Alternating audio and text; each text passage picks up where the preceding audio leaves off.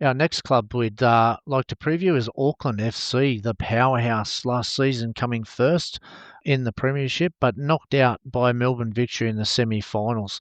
Their record was 15 wins, 8 draws and only 3 losses. They started last season with 6 straight wins, including 2 over Wellington in the derby. They had the most clean sheets with 12, but conceded the most fouls per match. What's changed? A few things have changed. Let's look at their team. We've got Lachlan Brook, which I think is a fantastic signing in for Auckland FC. Sam Cosgrove comes in, and Jack Girdwood is on loan. On the outs, had some big losses. Nader Marino, Max Mader ended his loan at Shrewsbury Town. Alex Poulsen ended his loan, and Lewis Toomey, Tommy Smith, and Scott Galloway left. The re-signings for this season was Logan Rogerson, who signed on for 2026-2027 season. They are the powerhouses. They did set the standard in their first year, and backed by Bill Foley, they certainly have strong intentions and did set the record of 235,316 people coming through with the highest average of 18,101. So they've definitely captured the audience over there in Auckland and have ticked all the boxes for me. And I think Steve Corica, the coach, had a great season last season. They'll be disappointing with their finals campaign, and they'll be ready to atone after last year. They just did so many things so well last season, right from the start. As soon as they were established as a club, they got into the community, they had buy-in, they made sure that every decision was part of a bigger picture for Auckland FC. They brought in the recruits they brought in were not only New Zealand players, a lot of them, but a lot of them were from Auckland themselves. And even like the strategic move of bringing Alex Paulson across, he obviously signed for Bournemouth, but then they got him on loan. But it's a bit of that rivalry with the Wellington Phoenix, but they really bought in. Couldn't have started the season any better with 6 straight wins. I think the A-League schedulers did a good job in terms of keeping them in New Zealand for a lot of it, allowing them to build that momentum. They had the early derbies there against Wellington Phoenix, and very, very quickly became the superior team in New Zealand, with winning all 3 of the New Zealand derbies throughout the season over Wellington Phoenix. They were solid, as you mentioned in the intro there, most clean sheets with 12, conceded the most fouls. So they made themselves tough to beat, but also had some attacking flair when they needed to as well. Yeah, probably don't know how many goals must have come from Francis de Vries, his left foot, whipped them into the box. Such a dangerous weapon, and they just did what they needed to do. And then, as you said, it's probably very disappointing for them, as crazy as it seems, that they didn't go on and do the double in their first season. And we know that with Bill Foley's backing and the history of some of his teams, his other franchises, how much he does like to win. I think his NHL team, the Vegas Knights, I think they're called, they won a trophy very early in their tenure, if not for the first season. So, yeah, there's high expectations on Auckland FC for this season. I've seen some rumours as well of what their plans are for next season. They're looking at, making their off-field activations even better to draw in bigger crowds. They obviously established the Port last season, their supporter base, so that was fantastic.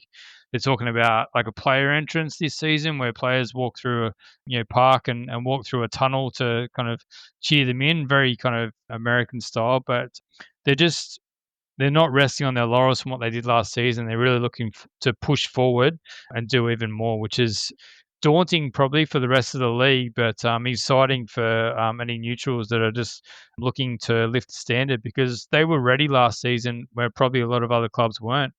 And they saw an opportunity to come in and lift that level of professionalism, and they certainly did that. Oh, it's such a strong model and a good template for others to follow. There's definitely setting the standard. I want to mention a New Zealand international, Jesse Randall, the 23-year-old. Did got limited minutes last year, but has made obviously a cracking start in pre-season, and one to watch for from the New Zealand point of view as he develops through the New Zealand ranks over there with Auckland. But their gun signing Lachlan Brook, the real goal scorer. It's what they probably needed in the finals. A real match player like Lachlan Brook, and he potentially for me is going to be the Golden Boot. Yeah, good call there. And look, I looked at some of his highlights when he was signed by Auckland FC, just to remind myself of the player he was, and some absolutely fantastic strikes. Got a great highlight reel. In addition to Lockie Brook, Jake Gerbert comes in. He's previously worked under Steve Corica at Sydney FC, so he'll know what Corica expects from him, and I think he's a good pickup. Very limited time at St. Louis City. In his time in the MLS, he went over there pretty young from Sydney FC, but good chance for him. He's just on loan from St. Louis City, so good chance for him to establish himself again. Ollie Sales in very interesting storyline. He was at Wellington Phoenix, fantastic there. Went over to Perth and didn't have the best time, albeit in a struggling team. So we'll see how he settles in here at Auckland. Dan Hall, very interesting pickup as well. So he came over last season from the Mariners, but had his injury troubles. But he's a solid player, and see if he can continue to progress this season. And Marley Francois is an interesting one as well, because he was picked up halfway through last season last year. So he's a young Australian talent, and we'll see if he can continue to kick on and continue to get game time this season.